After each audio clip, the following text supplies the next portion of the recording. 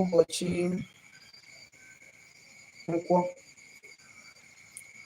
Ana m asị ka Nkwọ taa ka mara anyị mma. Ana m asị ka Nkwọ kwọpụrụ anyị ụtụ, ka Nkwọ kwọtara anyị ihe ọma. Ana m asị ka Nkwọ kwọtara anyị udo obi n'ihu, udo obi n'azụ. Ana m asị ka Nkwọ kwọtara anyị ihe akụ akụ. Ana m akpọku mmụọ niile anyị ji bịa ụwa. Ana m akpọku ezumezu mmụọ niile anyị ji bịa ụwa. Ana m akpọku chi anyị n'ofu n'ofu, na-akpọku ezumezu ndị ichie.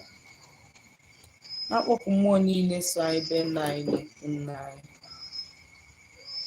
Na-asị ka ikuku Nkwọ bụrụ anyị ajọ ife n'ụzọ anyị.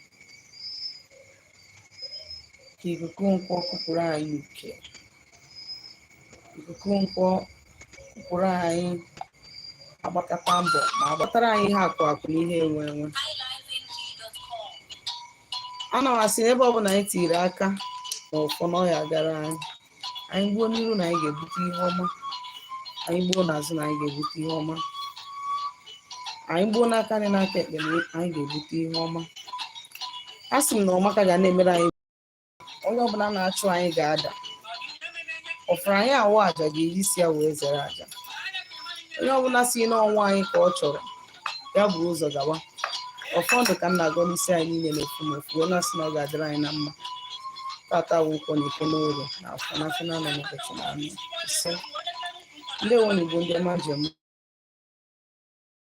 Ọ bụ onye nke gị nwada mara ọma ụzọ mmiri.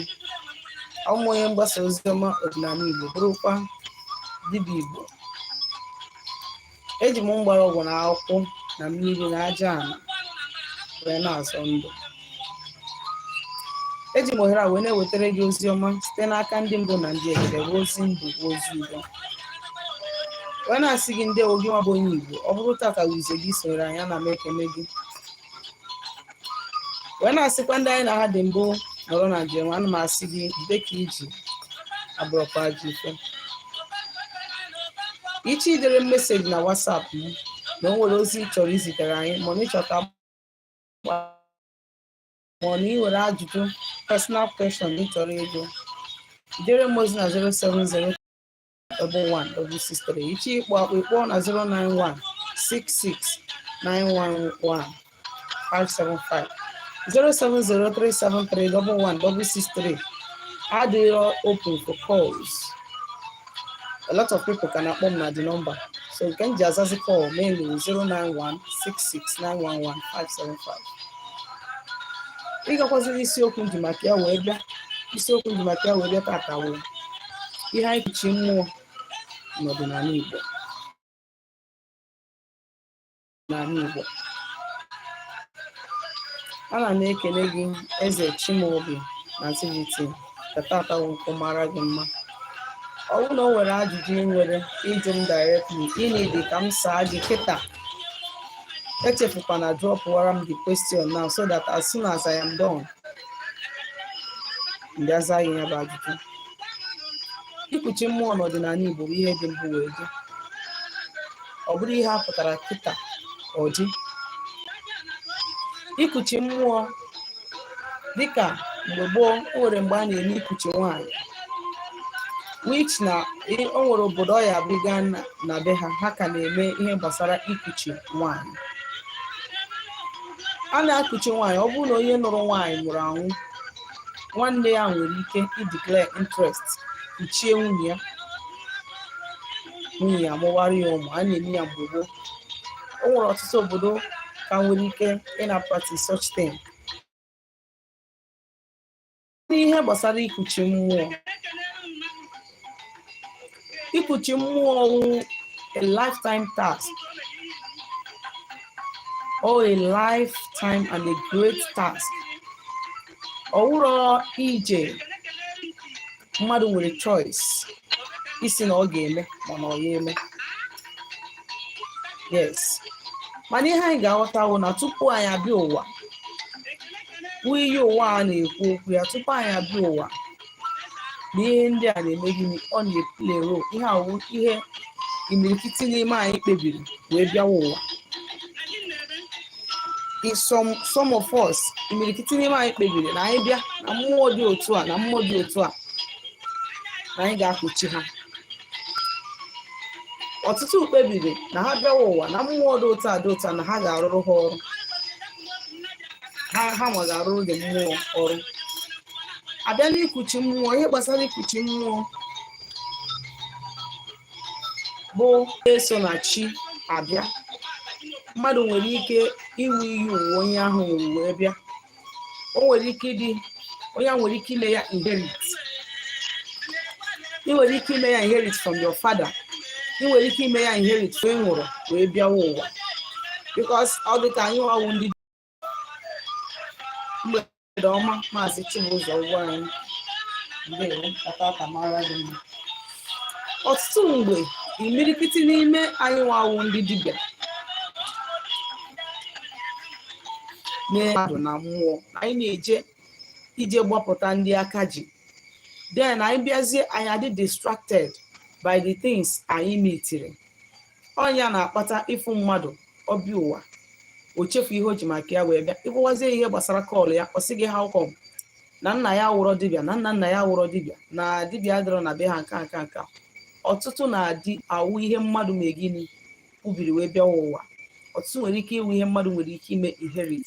Fọ ndị na-asị, ndị a na-agwa na ha nwere kọl, ha na-asị how come afọ adịrọ na be nna m, afọ adịrọ n'ikwu nne m, mgbara ọgwụ na akwụkwọ adịrọ be nna m, mgbara ọgwụ na akwụkwọ adịrọ n'ikwu nne m. What about ihe ụwa gị? That one apart. I'm just trying to align it with ihe anyị na-achọ ikuzi. So ihe m na-eche ịkọwa na bụ na ọ bụrụ na ị bịara ụwa ikuchi mmụọ, aida na ị mere ya inherit ọ nọ iyi ụwa ka ọ bụ. Now mmụọ nwere ike ọ wụrụ arụsị na-achị obodo,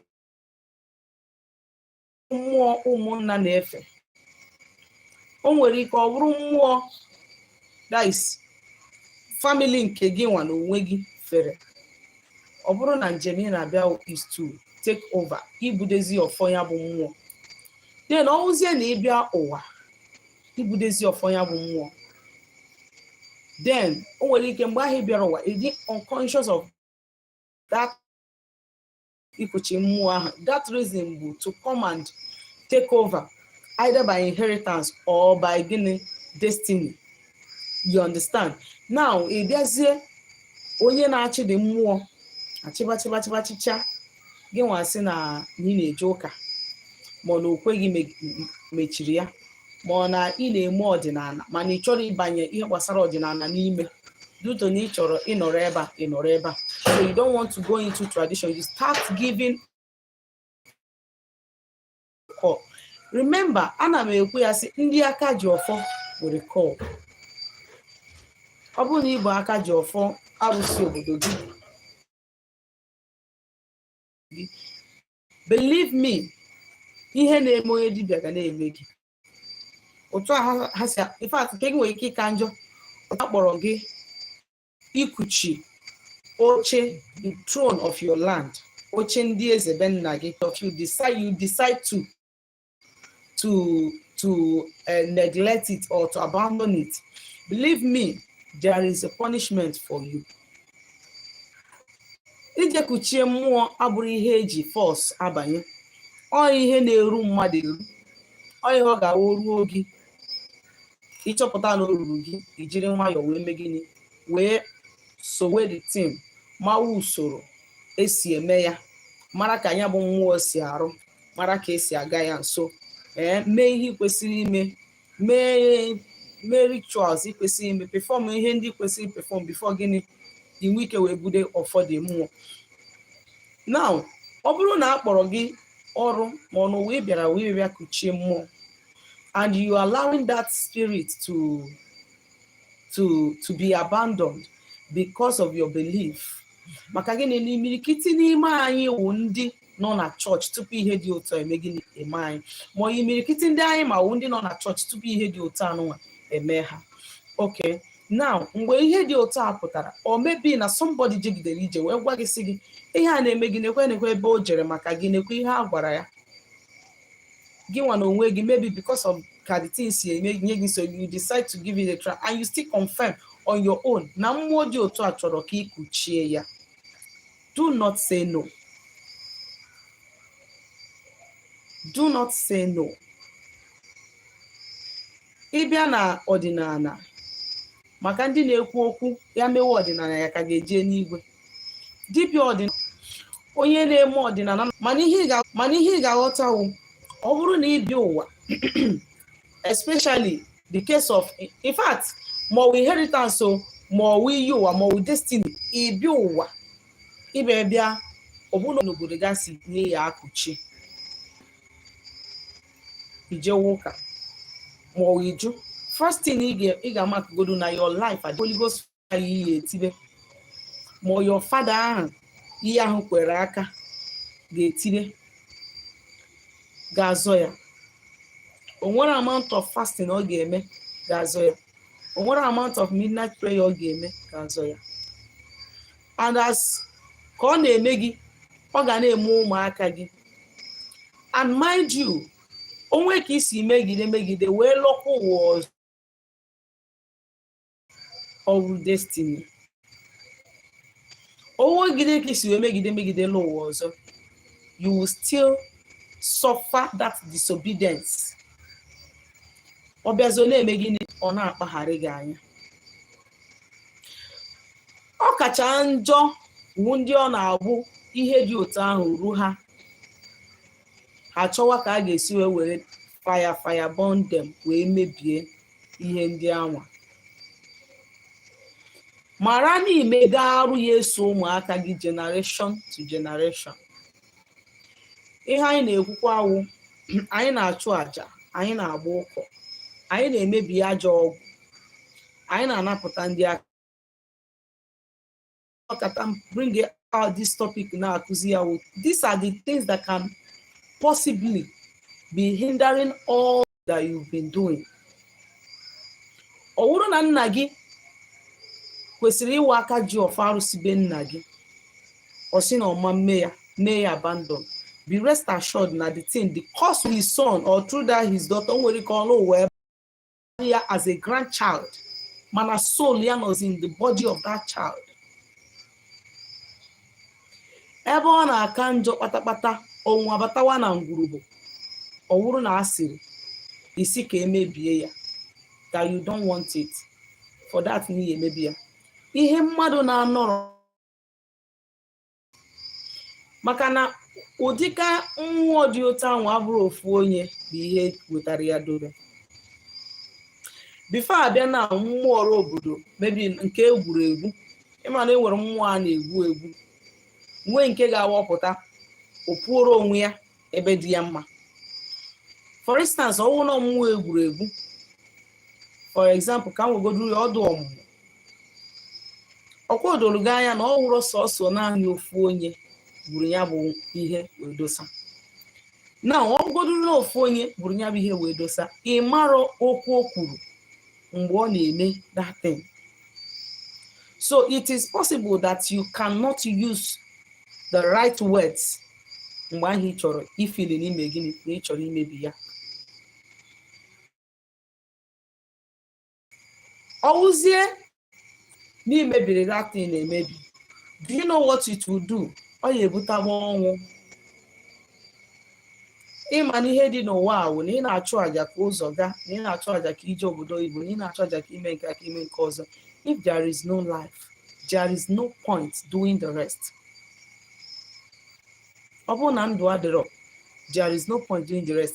And ihe nwere ike imekwa mmadụ ịbịa na family a na-anwụ. Check your family, check your foundation, check the history of your grandfather. Ihe ha tinyere onwe ya n'ime ya, ghọta ebe na ebe ha tinyere ụkwụ, ihe ha tinyesịrị aka n'ime ya, because it could be possible that what you are suffering today is as a result of what your father did, what your grandfather did. Ọ na-aga generation to generation, generation to generation. Ọ na-rotate till your time. Ịchụ àjà, ịgọ nka na ndụ gị. These things could be the reasons behind what you are suffering. Asịkwa m onye nwe ajụjụ ya jụọ m. Ihe a na-ekwu na could be the reason behind ihe na-asọfa. And ọ bụrụ na a bịara bịa asị na mmụọ dị n'obodo gị, then onwe onye ọzọ pointere, the person ajụ na ọma na-enye ya ihe. You are not in the right position iji take you over. Hear me. You are not in the right position iji take you over. When Nagidi abandoned, you can go and talk to that deity on your own. Moye na-enye ya nni ekwere nye ya, onye ahụ ekwere. Mana gị nwa ibebịa na-efe ya azụ aka ji ọfọ ya, yi nọrọ na the position. All these things na-ebutara mmadụ aka n'anya. Onwekwa mgbe eji wetinye gị nwa bụ nwata dị ọkụ n'aka, iburu ya nwekwara ike ire gị. Ọ dị ka onye nọgide wọchigide onye na-arụ ọrụ anya, ọgụwa ya agụụ, o jee ka o jee sata ọgwụ ka ọrụwa dibịa. You know that those kind of people don't always end well. Otu a ka ọ ya adị gị nwa bụ onye hụrụ na arụsị be nna gị ma ọ na mmụọ efere na-efe na ngwuru be nna gị ma ọ n'obodo gị, na o nwere onye otu ụzọ onye ahụ sị na ọ marụ ya ije buru ya. You won't live long. O nwere ike by the time people ga-watch our video, nwere ike 2 or more people will testify na ihe a na-ekwu enweghị ebe ha witness ya. Ịma njeje buru ọfọ a na-etinyeghị gị n'aka, iji not do it. Ọ bụrụ na ọ na-anụ gị ọkụ n'obi, n'ihe ga na-emewu mbọsị inweta ihe ije nye ya. Mana ebe ahụ onye na-agọ ya ga-anọ, you don't entitled to sit there. Ma ọ wụọkwa iwu na ihe eje n'ebe ahụ a na-agọ ya, unless ma ọ na ijere afọ sị gị bịawa ebe ahụ, na iwu na ya bịa ebe ahụ. Ị nwere ike ịnọ na anyanwụ na be nna gị kpọkwuo ya. Na onye na-efe ya si na ọmanye, onye ọdịnaka ife ya si na ọmanye ya nni. It is not of you ije manye onye ahụ na ọ ya eme ya. Ọ dịrọ gị n'aka ije buru ọfọ dị arụsị by force because na believe na iwe onye ọdịnala, ma ọ mebi na the thing na-ewe gị iwe na arapụrụ ya. Abịakwuo, o nwere arụsị ga-awụ ahapụ ya for long, ọ nọgide o choose ozie mmadụ onye ọ chọrọ. O nwere mmụọ, like ịbịa my place, nwere mmụọ na-eme by eldest. Asị gị na onye ahụ dị eldest man n'obodo, na onyanwa ga-efe ya. Enwekwa mmụọ mma awụ, even if you are a child of 5 years, as long as all point ya gị, ịrụbara ya ọrụ, in no reason to decline it.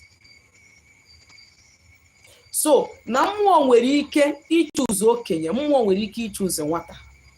Mana gị nwa bụ onye o chuze si gị bịa kwuchie m, ime ya abandon, in neglect ya, your children is going to suffer it. Your grandchildren, they are going to suffer it. Your great-grandchildren, they are going to suffer it.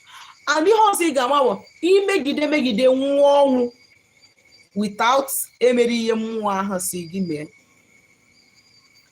Ịma ihe a na-akpọ asị na mmadụ, ndị Katọlik na-asị na mmadụ na-ana ọkụ mmụọ ka ọ na-alapụ gatịrị, ama m nke akpọrọ akpụ. State, because Iman nọ n'ọkwa, Iman na ebe a ga na-enye gị ihe ị ga na-eri ganye mgbe ị ga-alọghachi ụwa ọzọ, ma ọ bụ na ị nwere time to return.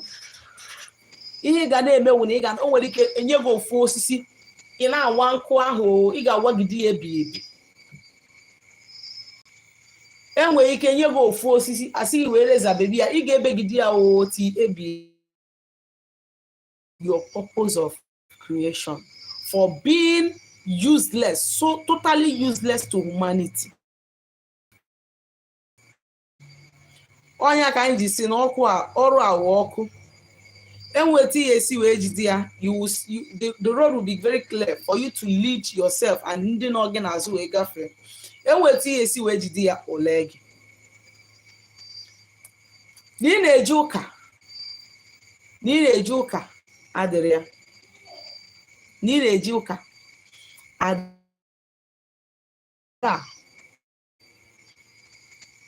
O nwere arụsị a na-akpọ ogbu dibịa. Ọ mara m iwu onye ụka, ọ mara m iwu dibịa, ọ mara m na-agụ mmụọ, ọ mara m iwu pastọ. As long as na ị na-adị iwu ana, you go down. Dị mmụọ wee kpagide ike n'obodo, kpagide ike n'obodo, kpagide ike n'obodo. Ndị ogboni a, ndị ekwensu a baa na-arụ ndị ụka, si na-arụ ndị ụka wee baa na youth. Si na youth amount to operation, onye ọbụla ya atụ a certain amount of money ka e wee mebie dị mmụọ. Ndị kwere ekwe, ndị na-ekwere pụtakwa n'anya nwụsị ya na ha esorokwa ndị ma mfụkwa ụkwụ ha. Ka a jeje mebisie that thing. And the man kwesịrị na-enye ya n'iwu ejide that thing wee bibie. But one thing ndị mmadụ na-amara ọwụ na every oracle, ihe ọbụla ifuru physical nwere ebe nwere nke nire in that place. And even if you feel that you have destroyed it, nke ahụ nire will be on the ground na-arụ ọrụ there. Na-arụ ọrụ there. Ihe anyị mebi nke ifuru anya. So after ka the people mebichara the thing, ọbaa n'obodo na-egbu ha one by one. This village I'm talking about is in my town. Ọ na-egbu ha one by one. O jide ụmụaka this man. Nwa ya nwoke bụ moto na-abata makpuo na mmiri. He didn't come out. Ndị niile o bụ na moto pụtasị, ya nwa pụtara. This man, echigo ya ntị, ekpugo ya isi, kụọ ya ngwụrụ. He can't walk. He can't see. He cannot hear. Ọ pụta o jiri ọnụ ya na-ayọ ka ha gbuzie ya na afụfụ akarigo. O nwere even another person who made such thing. They started picking his children one by one. Who were also wee gbaghachi azụ jee yọba ha. Waboja si ya wabuda adịba na family ya. Because it is not just about you. Gị nwa bụ onye akpọrọ ọrụ ahụ ikuchide mmụọ. It is about your children. It is about your generation unborn. That is whom you are. With anything or he expose our people to know the truth. This particular thing I am talking about, ejidogo a lot of obodo kuriyeha. Ojidege a lot of community kuriyeha. Ojidege a lot of ngurumona kuriyeha. And one thing that we don't know is that before this kind of thing happened, this sorcery, ndi ogboni, ndị witch, ndị anụnwa anaghị n'obodo, ndị ajọ mmadụ anaghị n'obodo. They will come into the church, hide behind the church, use the priest against the youth. They will use you to destroy you. Because there is no way ị ga na-esi awapụrụ dị mmụọ ọchị, ị ga na-esi atụrụ ya aja na-egburu ya anụ, ọ rapụ onye suppress again. That person will die. But that is why they have to turn you against those spirits protecting you. And then they will start uselessing the destiny of our youths. Or before, they were saying that, no Arusi, why will Arusi not be angry? Will you go? Nobody walks on empty stomach. Abandon. Then he just see did you even ask?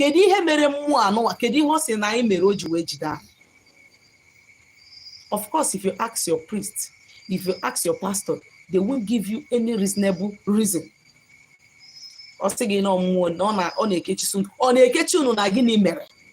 The spirit that have been there over the years, even during the time of our ancestors, in our time, what is it that we are doing that we are not doing then, that we are doing that we are doing then that we are not doing now again, that is making them to tie us down? Instead of us to go for peace, instead of us to go for alignment, instead of us to we are saying, but the spirit is still there. They pull you out. You now make yourself enemy to spirit that is protecting. Just like when mother give for me, it happens even now. Home mother. And we for somebody give home and check make and another person is jealous of what you are going to get from that person will now come and spoil your mind against that person, turn you against that person. Buzie ga-egbu. Ọ na-eme n'etiti mmadụ. Mgbe unu mesizie that thing, the next thing a ga-eme, all those evil men hiding under the church, all those evil women hiding under the church, they will come out and they will that is what many families are passing through now. Edekosi afọ unu niile ofu ebe agwọkọ ya mepe ana nie ya. Onye kurukuru isi ọkụ nwanne ya mba, onye nke kurukuru isi ọkụ nwanne ya, onwere onye ukwu adịrọ mma, onye nta adịrọ mma. Since ebido mebiwe mmụọ ndị a, since anyị bidoro anyị kwesịrị ikuchi mmụọ ndị anyị kwesịrị ikuchi, kwesị inye mmụọ ndị anyị kwesị inye nne ihe adị na mma. These are the questions that we have to sit down and ask ourselves sometimes. Ihe nwa na isi na ọ na-eme, mmụọ nwa na asị na ya kechara anyị aka ka emebie ya, since ha emebicha ya, ihe ọ na-adị na mma. Things ọ dịgo otu o kwesị ịdị ka ọ na-akawanye njọ. There is a guy na-arụ na-akwụ ya na-arụ. In fact, ifu ya olesumokwu ị mara na ara adaghị ya, but he's more of a madman. Kedu ihe mere ya? O ga-eje tinye aka kụwa arụsị. The spirit bazie ya na arụ na torment ya. You don't put your hand n'ihe na-amara ka o si bido. Enwego mbọsị nkwubu ya sị na ọwụ na mmụọ dị na be nna gị ma mmụọ dị n'obodo gị na-egbu mmadụ na ọ na-eme ajọ ife. Unu chọwa onye na-enye ya nri.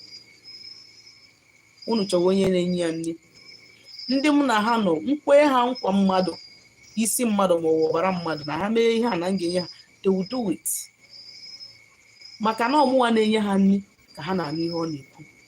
Ọ wụrụ onye na-agafe agafe. They can only listen to onye na-agafe agafe mgbe nyere onye ahụ ọdasị ha gwa ha ihe ị chọrọ. Otu a ka ọ dị ebe arụsị ya niile nọ. Ọ mmadụ wụ ihe wụ ajọ ihe nọrọ mmadụ ibi ya na ọ bụrụ mmụọ. Na ọ bụrụ mmụọ, chekuwe mmụọ ahụ ndị nna nna gị gwubere. Ị na-anụ na ndị nna nna gị ha na-ede n'akwa akwa na ha mesiri ihe ike mgbe gburugburu, ma now ị na-akọ ụta. What is happening? Ka ị mebiri ịkpọtara ndị akụrụmaka emebie ya, fesia mmiri niile ha na-efe, wụsịcha mmanụ niile ha na-awụ, megidecha bandicha kasticha, ndụ ga na-adị mma. That na inyechi gị nne, you buy jet tomorrow and start flying on the air. Inye ndị ichie nne, you will start buying land and you start building houses. Meanwhile, enwere ebe bụ isi sekpụntị nsogbu gị. There is somewhere, there is a root where your problem is coming from, which you need to tackle it from there. Ekwu ya kwa mbọchị.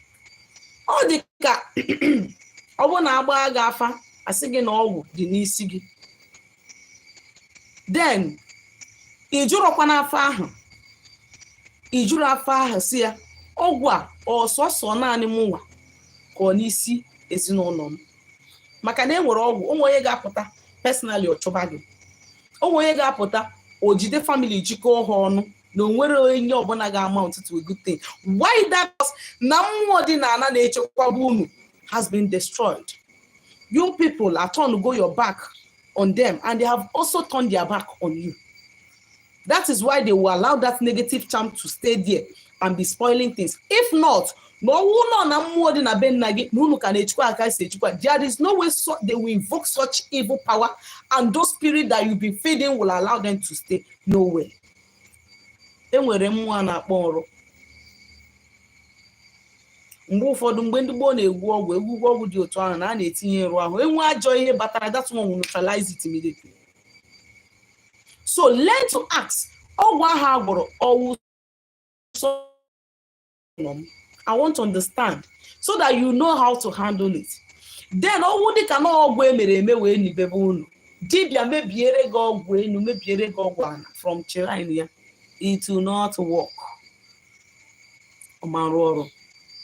That place where that thing has been buried, ọ ga-azọkwa ebe ahụ. Ọ ya arụ ọrụ that place. Then owuru na enwegasịrị mmụọ dị na be nna gị. Hear me, for you to get success in what you are doing. Owu na enwegasịrị mmụọ dị be nna gị ekwesịrị ikuchi na ngwurube unu ma ọ na ụmụnna gị unu na-akụchiho. Ha si ewe na-eme ana bụ na ọ na-ele ọkụ imebisi ọgwụ, ha hapụ ọgwụ ahụ, ha emebie nke ahụ wetara ewu nke ọma, hapụ nke ọjọọ ahụ dọrọ ebe ahụ, because you don't like good thing. So you have to start settling from them.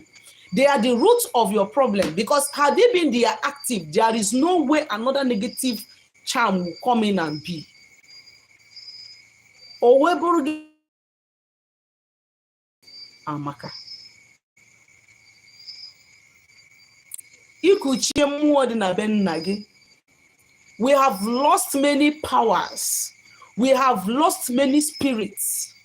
Anyị eluzichago mmụọ, ma mmụọ na-apụ apụ, mmụọ ga-apụta ime ya invoke ọpụta na-agwa gị okwu. We have lost so many of these things because of gịnị? Ndị kwe ma ndị ekwere. Because of gịnị? Na anyị ka like nke onye ọcha karịa nke be anyị. Ihu akpụkpọ arụrụ na abakịta na osi ga abamade. Kedu ihe nji abamade? Nwa agbọghọbịa na-eyi abamade. No Italian, no Turkey, no nka. But that's our own. We don't value them. Because if you don't appreciate yourself, there is no way another person is going to appreciate you. Onye ọbụla na-eje emebi mmụọ, ma ọ na-eje agba mgba ka emebie mmụọ na-enwere ife ọya asị na o mere ya. Wepụkwa aka enwe n'ofe tupu ọ ghọrọ gị aka mmadụ. If not, by the time you are going to awake, by the time, if not in this life, it will be in your next life. By the time you are going to reincarnate, by the time you are going to come back, iya achụkatakwa aja, iya agogidekwe mmụọ, yegidekwa ị na-akpọ dibịa. But you are the cause of your problem. Ị na-akpọ dibịa. Ije ebe dibịa nka na dibịa nka wụ fake. Ije nka na ọwụ fake. Ije nka na ọwụ fake. Na ije nka na ọwụ fake. Because na gịnị mere? N'ihi mere wu isi sekpu ntị. Your dibia did not see it and you can't confess it out. Mgbe ụfọdụ inyere onwe gị aka. Dibia cannot see everything. Dibia cannot see everything. Onye ọwụna sị gị na dibia ga-afụ gị fụ ihe niile is a lie. Is a lie. Dibia cannot see you fụ ihe niile dị n'ụzọ. It's a lie. O nwere ọtụtụ ndị mmadụ a ga-agwọsi ọgwụ n'isi ha, gbuo ya ihu n'ala,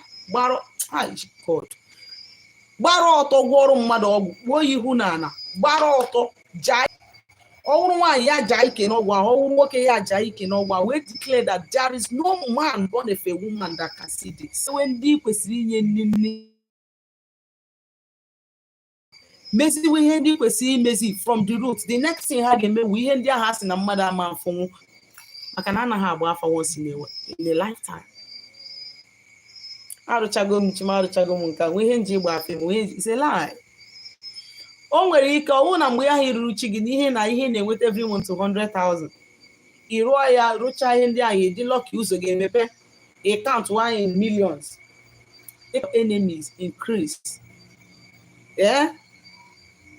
the more the person that is pursuing you will pursue you harder. Yes. That is the reason why na mmadụ nwere ike na asị na onye kwachi ya nri na o ji chụọ aja nke 2 months ago, na o ji chụọ aja nke 3 months ago, this month ọ nwụrụ. Because somebody can be somewhere monitor your success. Jebere gị aja ije. And you will think emego m chi emego m nka. No. Ịnọkwa ijeju eso onwe gị. Ịnọkwa ijeju eso onwe gị. Na akwụrụ ofu ebe nene mmụọ. Ekenekwa m unu Igbo ndị ọma nji eme ọnụ. Echefukwana idere m ozi na my WhatsApp number na 07037311663 ma ọ kpọọ m na 09166911575. Ma ọ bụ na ịchọ ka agbara gị afa ma ọrụ ọrụ ma ọ nwere ajụjụ gbasara ihe ọbụla n'ọdịnala Igbo ma ihe ndị a nkụziri tata, ya gazienụ.